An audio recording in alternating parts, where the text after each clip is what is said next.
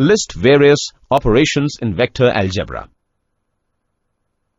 Consider two vectors, A and B. Let an angle between the vectors A and B be theta. List of operations that can be operated on these two vectors are vector addition, vector subtraction, multiplication of a vector by a scalar, and product of two vectors. Let's first understand vector addition.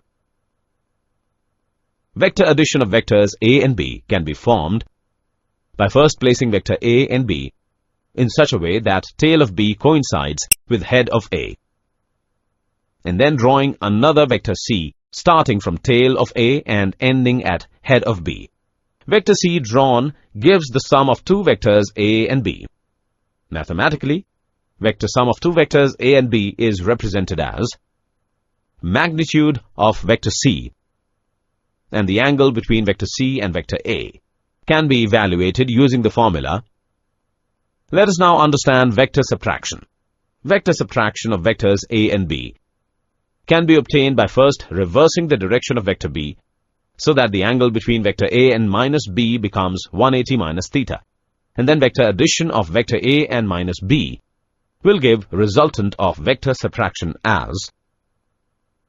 Let's now understand multiplication of a vector by a scalar.